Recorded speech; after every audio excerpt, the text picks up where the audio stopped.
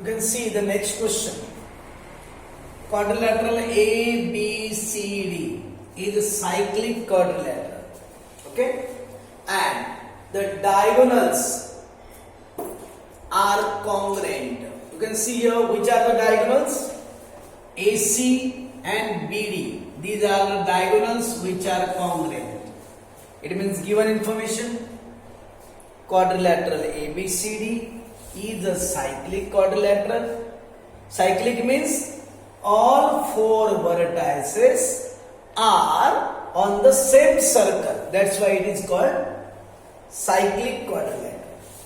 And the further information which is given, diagonal AC and diagonal BD, these two diagonals are congruent. Okay? And what we have to prove? The first one, AD is equal to BC.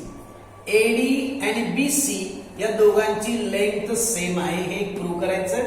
आणि second one तुम्हाला prove करायचं आहे AB is parallel to CD. AB and CD, the both sides are parallel. Question बघा, व्यवस्थित लक्ष दिला तर तो आपल्याला सॉल्व्ह करता येणार आहे. थोडासा हॉट टाईपचा क्वेश्चन आहे. इन्फॉर्मेशन जी दिलेली आहे त्याचा कुठे यूज करता येईल बघू आपण. लक्षात घ्या. क्वेश्चन तरी कळलाय तुम्हाला? सायक्लिक क्वाड्रिलॅटरल आहे, हे डायगोनल्स दोन्ही कॉन्ग्रुएंट आहेत आणि तुम्हाला प्रूव्ह करायचं आहे एडी आणि बीसी कॉन्ग्रुएंट आहे आणि एबी आणि याची सीडी आहे या दोन साइड पॅरलल आहे. बघू आपण कशा प्रकारे प्रूव्ह केलं बघू. कॉड एसी कॉन्ग्रुएंट कॉड बीडी. जरी आपण डायगोनल जरी हा असला, सर्कलचं जर आपण कन्सिडर केलं तर हे काय होईल? कॉड होईल ना.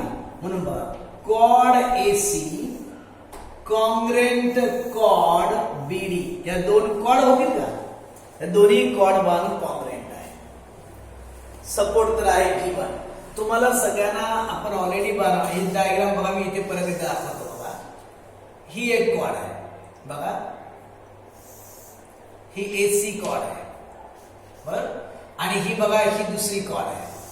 इथे बी इथे डी आहे. या दोन्ही कॉड बाजू कॉन्ग्रुएंट आहे गिवन. तर आता तुम्हाला एवढं माहिती पाहिजे, जर बाजू कॉड कॉन्ग्रुएंट असतील तर त्याचे मायनर आर्क पण कॉन्ग्रुएंट असतात. मग मला सांगा, हे बघा एसी आहे किती, मग याचा मायनर आर्क हा होईल का? बघा या आर्कचं नाव काय ना, आर्क ए बी सी, आणि याचा बघा याचा आर्क कुठला येईल? Arc D A B. बघा arc A B C congruent arc D A B. Support काय? Corresponding minor arcs of congruent chords.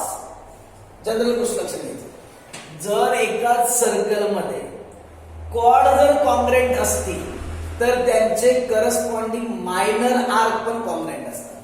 तुम्हाला एसी दिसते का? मग हा त्याचा मायनर आर्क आहे. याचं नाव काय ना बघा, A B C, arc A B C. आणि दुसरा बघा हा आहे का, मग याचा बाजू आर्क इथून येईल ना. हा बघा हा पोर्शन एवढ्यापर्यंत आर्क कुठला येईल सांगा? D A B. हे दोन बाजूचे येणार. सपोर्ट दिला. आता तुम्ही बघा ए बी, दोन्ही आर्क कॉन्ग्रुएंट आहेत ना. कॉन्ग्रुएंट म्हणजे दोघांचं मेजर पण सेम असतं. Major of arc A B C is equal to major of arc D A B. मग मला सांगा, जर तुम्ही एबीसी इथे बघा, एबीसी इथे पण बघू शकाल, एबीसी. एबीसी मध्ये या दोघांची ऍडिशन होईल का?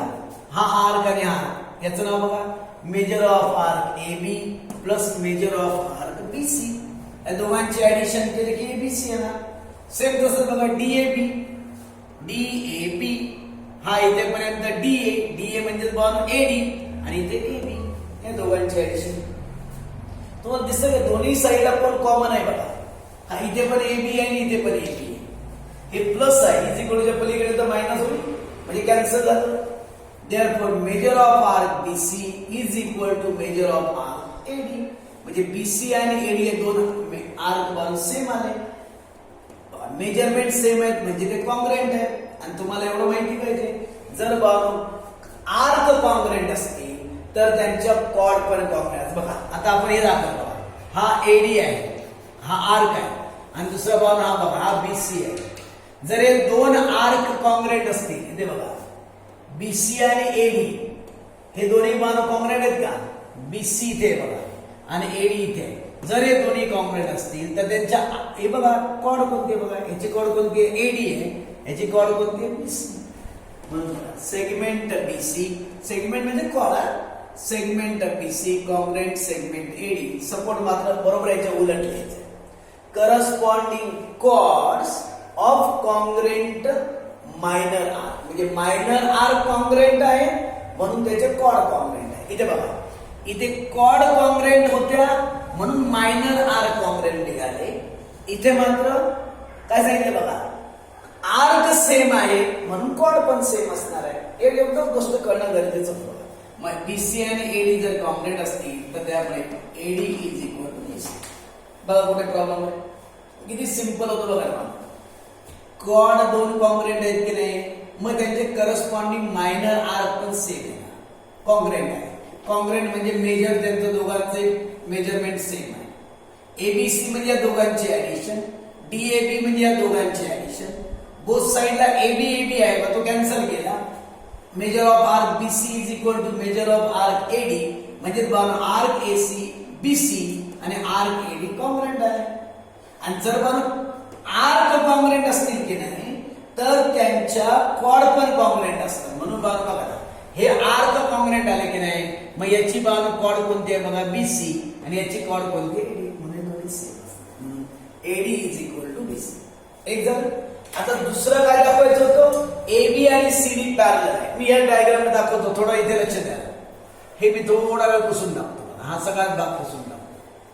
मला सांगा, हा अँगलचं तुम्हाला मेजरमेंट काढायचं आहे. अँगल ए बी डी, बघा आपल्याला हा घेऊया आपण ए बी डी.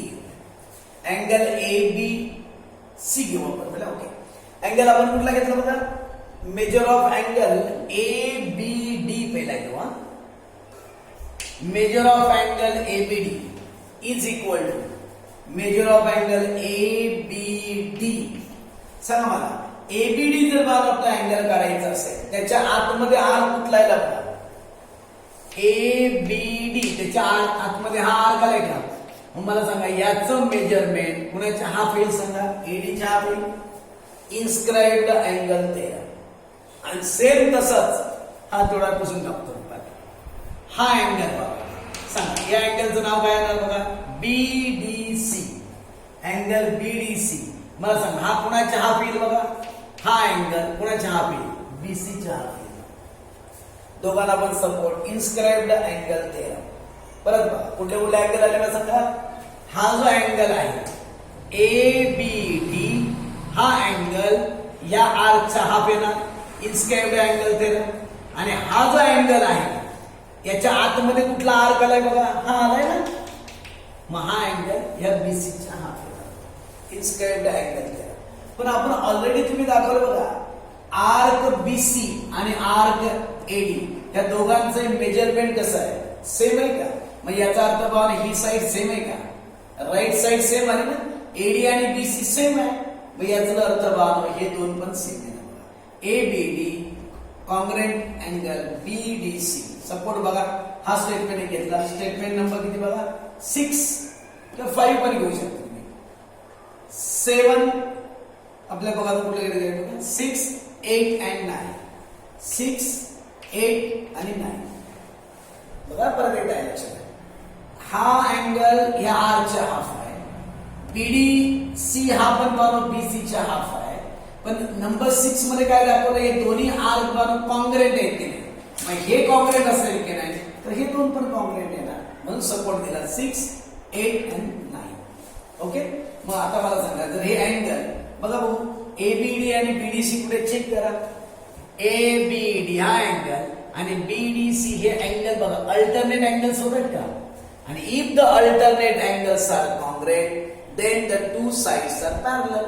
मग हे बघा हे दोन अँगल अल्टरनेट अँगल्स कॉन्ग्रेंट आले म्हणून AB is parallel to CD. Support मात्र द्यायचा अल्टरनेट अँगल टेस्ट.